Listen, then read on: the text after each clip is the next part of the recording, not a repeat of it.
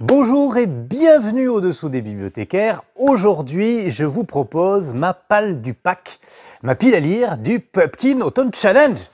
Oui, alors on a une réactivité quand même que vous jugerez magnifique parce que Guimauve a fait son live dimanche dernier et là on est prêt quoi, on est prêt et je vous le fais.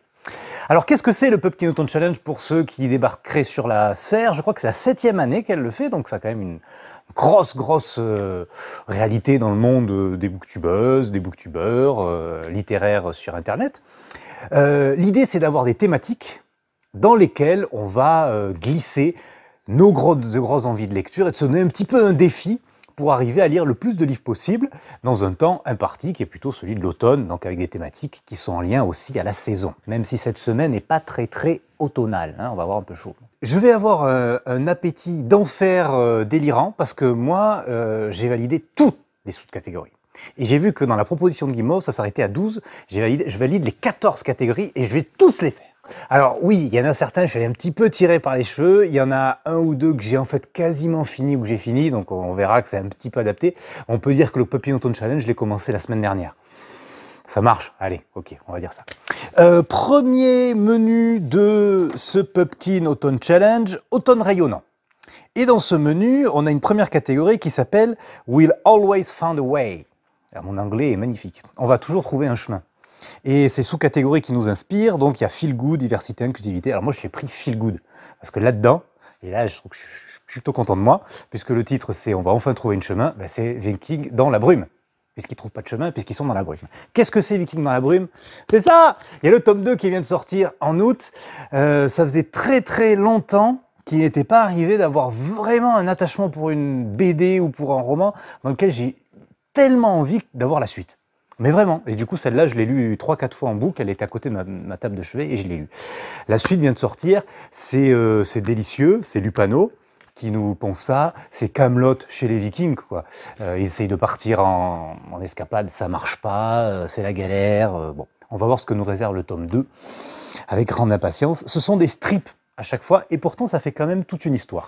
C'est une réussite, si vous l'avez pas lu, mais vraiment, mais ne passez pas à côté de Viking dans la brume. Le tome 2 pour maintenant. Deuxième sous-catégorie, l'esprit indomptable de Jo March. Alors, j'ai pas forcément toutes les références de Guimauve, hein, parce que je sais qu'elle est allée chercher des trucs, moi je sais pas. Là-dedans, j'ai compris qu'en substance, c'était place de la femme, écrivaine et théâtre. Alors, j'ai pris théâtre, parce que je trouve que ben, on n'en parle pas assez de la lecture théâtrale. Souvent, on dit que c'est compliqué de lire du théâtre, que c'est bien de le voir. Et moi, je fais plutôt partie des gens qui aiment beaucoup lire du théâtre.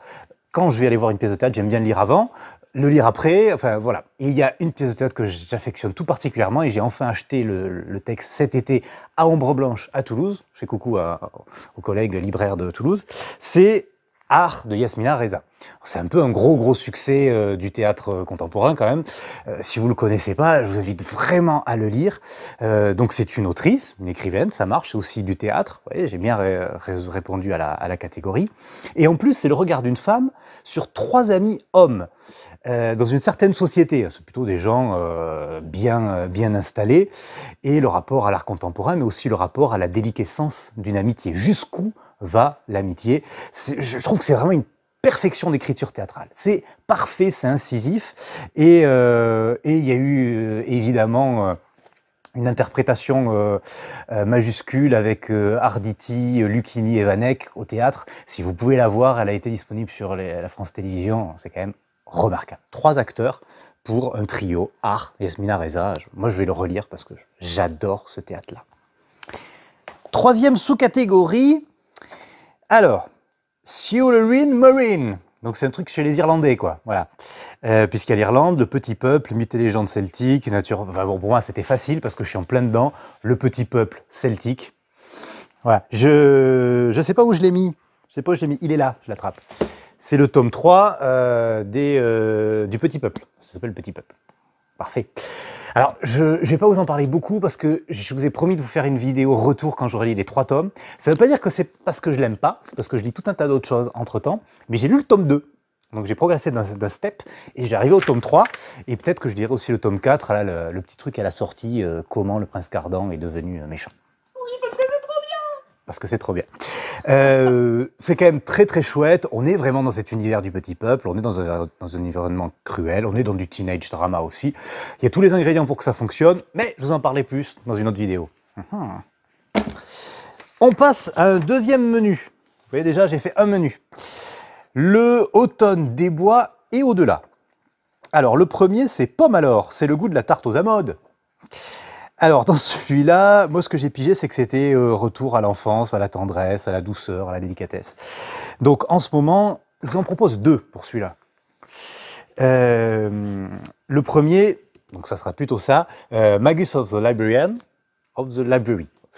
Moi, je pense que c'est la mangaka, ou le mangaka, je crois que c'est une femme. La mangaka, c'est une bibliothécaire, quoi, mais vraiment. Là, on est vraiment dans le roman pour les gens qui aiment les livres, quoi. Parce que c'est une brigade de bibliothécaires qui va récupérer des livres magiques qui pourraient être tombés dans des mauvaises mains. Et le livre est au centre de tout, quoi. Le bibliothécaire qui construit une bibliothèque dans des petits villages isolés. On est vraiment autour du livre. C'est vraiment chouchou Pinot Love, quoi. Le personnage principal est pareil, c'est un petit garçon qui est adorable. J'ai lu les 2 premiers tomes et je vais continuer. Le dessin est vraiment agréable. C'est une belle ligne claire, je trouve. Ça me fait un petit peu penser à l'Atelier des sorciers. Si vous voyez, voilà, c'est assez épuré. Et puis, voilà, c'est génial, quoi. C'est excellent. Il y a quand même dans la brigade des bibliothécaires, il y en a une qui est spécialiste de la réparation et de la restauration des livres. Wow. Voilà. Donc, Magus of the Library. Mais également parce qu'avec mon fils, je pense qu'on les a, boum, tous lus. Je voulais vous parler quand même de Claude Ponty. C'est de la sous-catégorie, c'était l'enfance aussi. Si vous connaissez pas Claude Ponty, trouvez-vous un enfant à qui vous pouvez lire les Ponty. Si vous osez pas venir dans une bibliothèque emprunter les Ponty, c'est quand même un grand auteur de littérature jeunesse. Il fait souvent des livres comme ça, très très grands, que vos enfants peuvent emprunter et vous pouvez pas les mettre dans le sac parce que ça rentre pas ou tout ça, vous êtes obligé. Et ce que je trouve génial chez Ponty, c'est que il piège l'adulte. Parce qu'en fait, le texte est blindé de tout un tas de mots, de noms bizarres, compliqués à lire, qui sont des jeux de mots, etc. Et du coup, quand au début on n'a pas l'habitude, en fait, on se trompe. Et quand l'adulte se trompe en lisant un livre à un enfant, c'est génial. C'est génial parce qu'il y a les 2 niveaux de lecture. C'est délicieux. Les personnages un peu principaux de Blaise, c'est les poussins, c'est tout un tas d'un univers comme ça, très onirique. Découvrez Claude Ponty. Alors, on poursuit. Le deuxième sous-menu d'Automne des bois et au-delà, je les ai là en fait, oui. C'est Légende de la hache noire. Donc là-dedans, il y a la fantaisie. Donc j'ai pris la fantaisie. Vous allez vous dire, c'est facile parce que je vous en parle souvent, mais il y a toujours un Terry Pratchett qui m'attend. Et je me suis dit que là, ça faisait un petit moment que je ne m'étais pas remis à la lecture, donc je vais faire le 5e éléphant. Dans le 5e éléphant, je pense qu'on revient un petit peu avec le guet des Orfèvres, puisque c'est Samuel Vimer, l'ancien chef du guet des Orfèvres, qui s'est enfui, qui a disparu. C'est le 25e roman du Disque Monde. Le Disque Monde, c'est merveilleux. Au départ, c'était une parodie que Terry Pratchett a fait de l'univers de Tolkien, et après lui-même en a fait un univers merveilleux, où on a tout un tas de parodies de notre monde. Jusqu'à le football, jusqu'à le cinéma d'Hollywood, enfin tout est traité dans un univers où le monde est plat, repose sur 4 éléphants qui eux-mêmes sont posés sur une tortue stellaire qui vole dans l'espace. Merci Terry Pratchett, quoi. Voilà. Hop, autre sous-menu. La mélodie infernale de la corne de chasse. Alors là, il y a des monstres, il y a des créatures, il y a du wyvern, je ne sais pas ce que c'est, il y a de l'expédition, il y a de l'aventure. Donc je suis allé chercher l'aventure, l'expédition, je vais peut-être chercher, et puis il y a des monstres. Parce que il faut que je me fasse ça.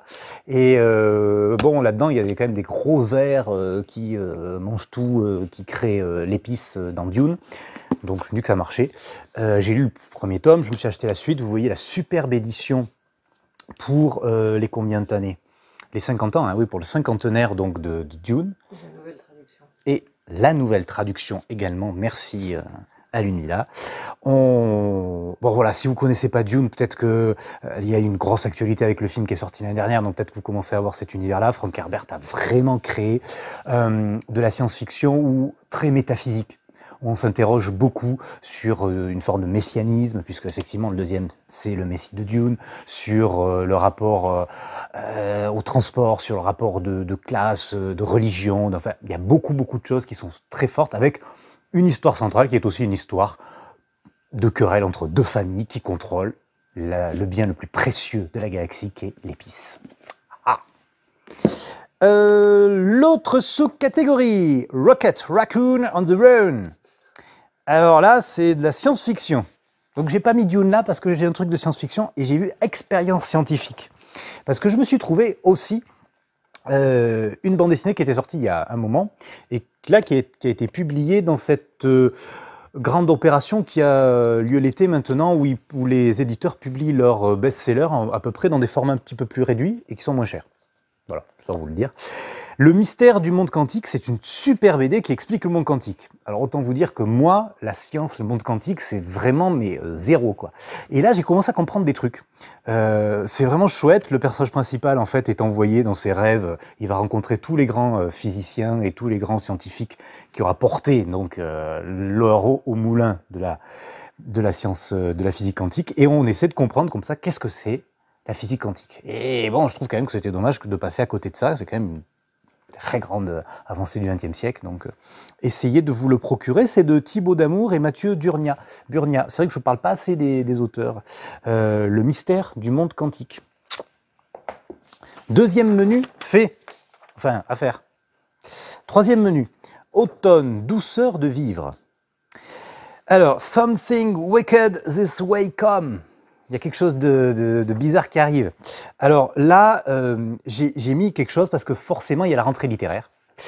Et je vais forcément lire des bouquins qui sont dans la sélection des prix parce que j'ai une sorte de volonté de vouloir lire le Goncourt avant que le Goncourt arrive. Vous voyez, on a la sélection du Goncourt, puis ça se réduit. Et donc, il y a un truc comme ça hyper angoissant. Parce qu'en fait, cette sélection, j'ai compris que c'était des trucs d'horreur angoissants. Mais pour moi, c'est hyper angoissant, en fait, de ne pas savoir qui va avoir le Goncourt et d'avoir les listes qui se réduisent et de ne pas avoir le temps de lire toutes les propositions. Donc là, il va forcément y avoir un roman qui va être sélectionné dans les grands prix et certainement peut-être le prix Goncourt que j'essaie de lire, quoi. Avant ou pendant, juste la veille, ou le moment où ils l'auront donné, où je vais dire non, c'est un scandale. Donc ça sera dans Something Wicked This Way Come. Deuxième catégorie, poupée de souvenirs automatique à votre service.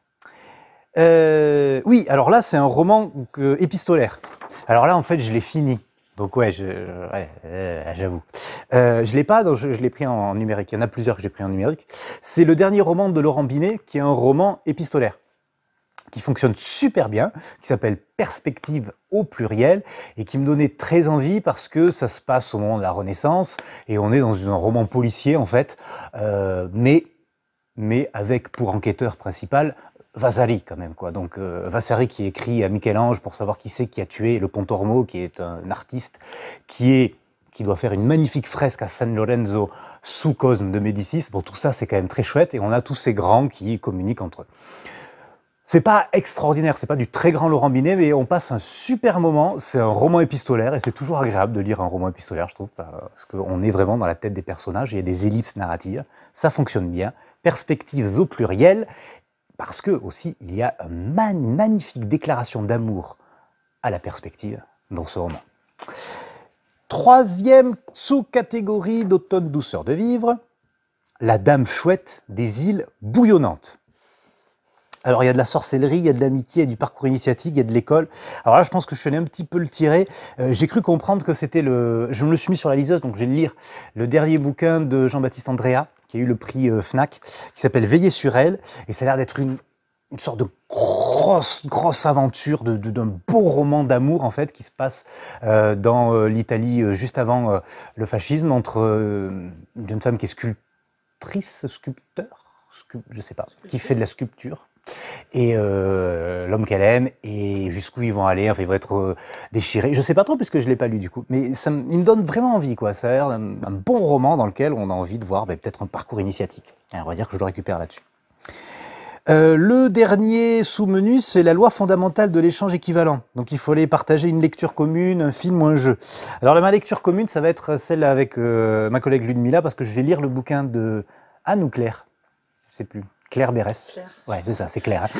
Parce qu'elle aussi, elle se met à deux à écrire, quoi. Donc Claire Berest, qui a l'air vraiment d'être un roman un petit peu foutraque sur un type qui tue sa femme quand même, quoi. Voilà. J'en dis pas plus parce que on vous fera certainement un retour quand je l'aurai lu. Et qui vient de sortir dans la rentrée littéraire là aussi. Et qui s'intitule, j'ai plus le titre. L'épaisseur d'un cheveu. L'épaisseur d'un cheveu, parce que c'est justement l'épaisseur d'un cheveu qui nous fait basculer du côté ou non de la criminalité à un moment donné. Ou de la folie. Ou de la folie. Le dernier menu. Automne frissonnant. Je croyais que c'était le premier en fait. Bon, bref. Sous-catégorie vient flotter avec nous. Alors, horreur, thriller, clown, épouvante, fantastique, rouge. Alors tout ça, c'est des trucs que je lis pas, moi j'ai peur en fait, je peux pas lire ça, c'est pas possible. Donc, j'ai pris rouge. Rouge, ça m'a fait penser au bouquin qu'en fait je viens de commencer, là, j'ai lu juste le début. C'est le dernier livre de Mathias Sénard qui s'appelle Déserteur, ou non, Déserté, et qui parle justement, qui prend pour sujet principal un déserteur. Au départ, il voulait faire la vie du scientifique est-allemand Eudebert, et il a commencé à faire ça. Puis la guerre en Ukraine est arrivée, l'a bousculé, l'a chamboulé, a réveillé des torpeurs en lui, et donc il a créé un roman polyphonique, si j'ai bien compris, où il y a plusieurs destins qui vont se mêler, avec un personnage principal qui a l'air d'être un soldat perdu, qui déserte, qui s'enfuit dans le pourtour méditerranéen. Encore une fois, Mathias Sénard, il écrit mais super bien, quoi. Vraiment, hein, j'ai lu le premier chapitre, j'ai eu un peu une claque, quoi. Il a une façon aussi d'éclater la phrase.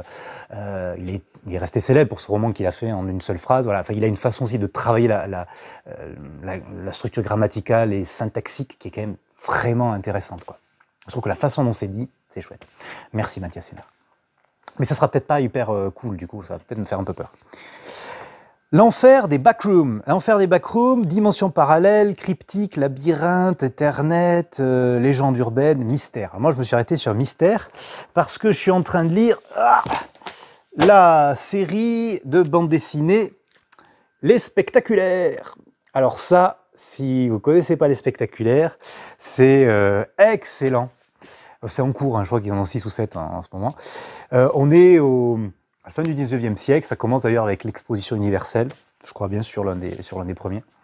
Et à chaque fois, on a un mystère dans ce Paris de cette époque-là. Le deuxième, c'est sur Sarah Bernhardt, donc il y a aussi des personnages historiques qui apparaissent.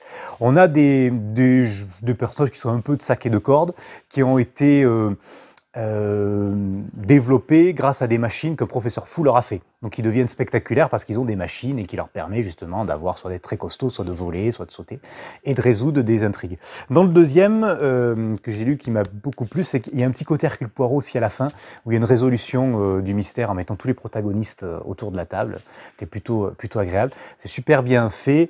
L'auteur, c'est Authière, notamment, qui est un super scénariste. Vraiment, chouette série, je vous la conseille à 200%. Hein. Les Spectaculaires. Et mon dernier sous-menu, parce qu'en fait, c'est ce que je fais en ce moment, j'essaie de me mettre sur les classiques, donc ça fonctionne, parce que le dernier sous-menu, c'était Perfectly Splendid. Donc je suis sur Balzac, et là je suis dans Eugénie Grandet, et je vais passer à Illusion perdue dans pas longtemps, je vais le faire, quoi. Je me suis fait le Père Goriot et le Colonel Chabert. Alors encore une fois, c'est un peu, oui, on enfonce des portes ouvertes de le dire, mais voilà, revenir au grand texte comme ça du 19e qui nous ont apporté quand même une langue forte et riche avec des intrigues et des personnages hyper campés, c'est quand même super agréable à faire. Alors peut-être que je vais pas passer des mois et des mois à relire tous les grands du 19e, mais là j'avais envie de me faire un moment Balzac et c'est très chouette. Et moi il y a des moments en fait que je trouve assez comiques, hein, même si c'est dramatique, mais je trouve assez comique. Voilà pour mon Pupkin Automne Challenge. Merci à vous de nous suivre. S'il y a des lectures que vous avez déjà lues dans ceux dont je vous ai parlé, n'hésitez pas à nous le dire. S'il y a des choses aussi que vous avez envie de découvrir pour la rentrée littéraire aussi, n'hésitez pas. Hein. On peut échanger, on peut rebondir. Je vous ferai peut-être une petite vidéo retour sur quelques lectures du Pupkin. Je ne vais pas tout faire, mais sur certaines qui m'ont plu.